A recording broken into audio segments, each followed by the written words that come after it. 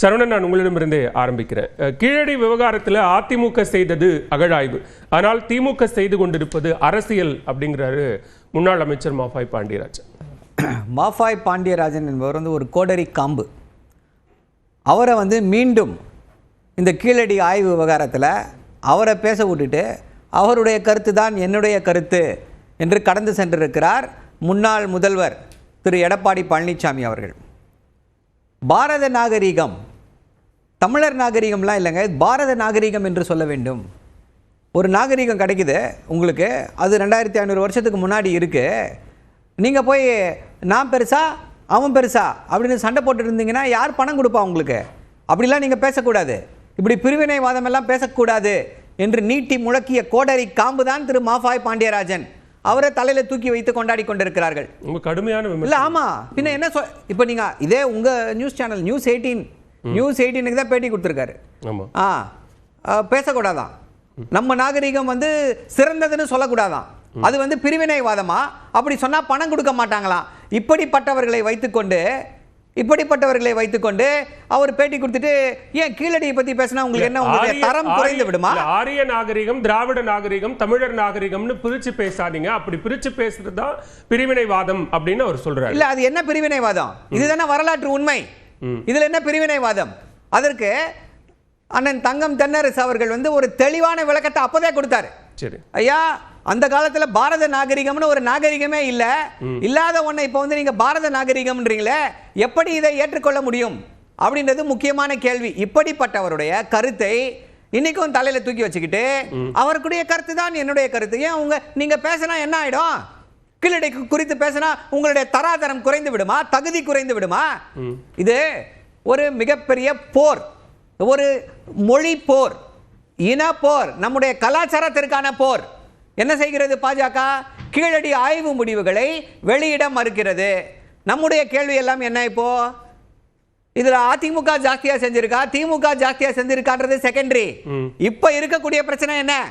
இப்ப இருக்கக்கூடிய பிரச்சனை பாஜகவை கேள்வி கேட்க வேண்டும். ஏன்னா நம்முடைய நாகரிகத்தை, நம்முடைய பண்பாட்டை, நம்முடைய அந்த வரலாற்றை குழி தோண்டி புதைக்க எல்லா முயற்சிகளையுமே மேற்கொண்டு வருகிறது பாஜக. கேள்வி கேட்கணும்னு சொல்றோம் இல்லங்க. சூழல் மாறா இங்க அதிமுக வெர்சஸ் திமுகங்கறத நோக்கி தானே போயிட்டு இருக்கு. யாரு கூடுதலா நிதி செலவு பண்ணா, யாரு அது ஒரு விவாதம். அதுக்கு எழிலன் தெளிவா சொல்லிட்டாரு, யார் எவ்வளவு நிதி கொடுத்தாங்க அப்படின்றத சொல்லிட்டாரு. அது ஒரு விவாதம். ஆனா இன்னைக்கு எந்த சூழ்நிலையில இருக்கோ, பாஜக என்ன செய்ய முயற்சி செய்து கொண்டிருக்கிறது? பாஜக நம்மை நசுக்க முயற்சி செய்து கொண்டிருக்கிறது.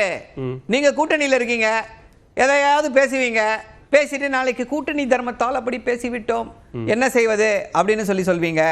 ஒரே கேள்விதான், ஏன் தமிழ்நாட்டு மக்களுக்காக? இது திமுக பிரச்சனை கிடையாது, இது தமிழ்நாட்டு மக்களின் வரலாற்று சார்ந்த பிரச்சனை, தமிழ்நாட்டுடைய பண்பாட்டின் பிரச்சனை, தமிழ்நாட்டு கலாச்சாரத்தின் பிரச்சனை. இதற்காக கூட உங்களால பாஜகவை நோக்கி குரல் எழுப்ப முடியலையே. ஏன் இவ்வளவு பயம் தான் கேட்கிறோம். அமலாக்கத்துறை கைது செய்து விடுவோம். கீழடி விவகாரத்தில் அதிமுக எந்த ஆட்சி காலத்தில் எந்த நடவடிக்கையுமே எடுக்கல, அதற்காக சிறு திரும்பையும் கிள்ளி போடல அப்படின்னா நீங்க வைக்கக்கூடிய வாதம் அல்லது குற்றச்சாட்டு பொருந்தும். ஆனா அவர்கள் நாங்க நடவடிக்கை எடுத்திருக்கிறோம், நிதி ஒதுக்கீடு செய்திருக்கிறோம், இவ்வளவு தூரம் அதை சர்வதேச அரங்களை கொண்டு போய் சேர்க்கிறதுக்கான எல்லா முயற்சிகளையும் அப்போதைய முதலமைச்சர் எடுத்திருக்கிறார் அப்படின்னு சொல்லும் போது அதை நீங்க புறந்தள்ளி விட முடியாது. இல்ல, இப்போ அதுதான் சொல்றேன், விவாதம் யார் என்ன செய்திருக்கிறார் என்பது விவாதம் அல்ல. இப்போ அதை மறக்கடிக்க, மழுங்கடிக்க முயற்சிகள் மேற்கொள்ளப்படுகிறது. உயர்நீதிமன்றம் உத்தரவு போடுது, சரி ரிப்போர்ட்டை வெளியிடுங்கன்னு சொல்லிட்டு. ரிப்போர்ட்டை வெளியிட வேண்டியதுதானே? இல்லங்க, யாருங்க இவர்? கஜேந்திர ஷெகாவத், இவர் என்ன தொல்லியல் அறிஞரா? இவரு தொல்லியல் விஞ்ஞானியா? இவரு அதுல சில பிரச்சனைகள் இருக்கிறது, இந்த பிரச்சனைகள் இருக்குது, அந்த பிரச்சனைகள் இருக்குது. யார் இவரு சொல்றதுக்குன்னு கேட்கிறோம். இங்க என்ன ஏதாவது ஒரு எக்ஸாமினேஷன் பாடி வச்சிருக்காங்களா? அதுதான் அருமையா கேட்டாரு சு வெங்கடேசன் அவர்கள். இது என்ன வைவா வாசா? நீங்க சொல்லுவீங்க இதுல தவறு இருக்கா இல்லையா? ஐயா, தொல்லியல் துறையில எப்படி ஒரு விஷயம் நடக்கிறது? எல்லா இதுலயும் ஒரு ஆய்வறிக்கை, ஒரு தொல்லியல் சம்பந்தப்பட்ட ஒரு ஆய்வறிக்கையை கொடுக்கிறாருன்னா உலகத்தில் இருக்கக்கூடிய எல்லா அறிஞர்களும் அந்த ஆய்வறிக்கை குறித்து அவர்களுடைய கருத்தை தெரிவிப்பார்கள். அது சரியா உண்மையா அப்படின்னு விவாதங்கள் நடக்கும். அதுதான் திரு அமர்நாத் அவர்களே என்ன சொல்றாருன்னா, மொஹஞ்சதாரோ ஹரப்பா அதுல பற்றி ஆய்வு செய்த அந்த ஆய்வறிக்கைகளை பற்றி பலரும் பல்வேறு கருத்துக்களை சொல்லியிருக்காங்க. சோ ஒரு ஆய்வு அறிக்கையை வெளியிடுறதுல ஏன் உங்களுக்கு இவ்வளவு பிரச்சனை? ஐயா, இந்த ஆய்வறிக்கையை வெளியிடுங்கன்னு சொல்லி திமுக கேக்குது பாஜகவை நோக்கி. அதிமுக என்ன பண்ணுது? திமுகவை கிண்டல் செய்கிறது. திமுகவை கிண்டல் செய்கிறது. நீங்கள் பிரிவினைவாதி என்று குற்றம் சாட்டுகிறது. அதிமுக எந்த இடத்திலேயாவது ஆய்வறிக்கையை வெளியிட கூடாது அப்படின்னு அவங்க எதிர்ப்பை வெளிப்படுத்துறாங்க. இல்ல அப்படி செஞ்சிட முடியுமான்னு கேக்குறேன். இல்ல செஞ்சிட்டா தமிழ்நாட்டுல ஓட்டு வாங்கிட முடியுமா? எல்லா தொகுதியிலும் டெபாசிட் காலி ஆகும். அப்படி பேசிட முடியுமா? என்னுடைய கேள்வி, பாஜகவை கண்டு ஏன் இவ்வளவு அச்சப்படுறீங்க?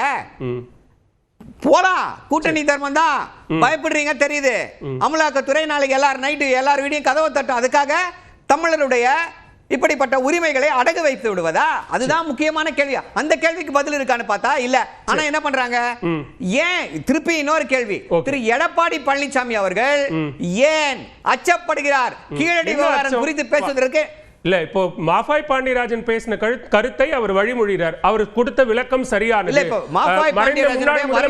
ஜெயலலிதா ஆட்சி காலத்திலேயே கீழடி தொடர்பான ஆய்வுகள் தொடங்கப்பட்டு விட்டது, அவர் சொன்னது சரி அப்படிங்கிறாரு. நீங்க இப்படி கேப்பீங்கன்னு தெரிஞ்சுதான் திரு மாஃபாய் பாண்டியராஜன் என்ற கோடரி காம்பு இதுவரைக்கும் என்னென்னலாம் பேசி இருக்கிறது அப்படின்றத எடுத்து சொன்னேன். அதுதான் என்னுடைய கருத்து. அதுவும் அவருடைய கருத்தா?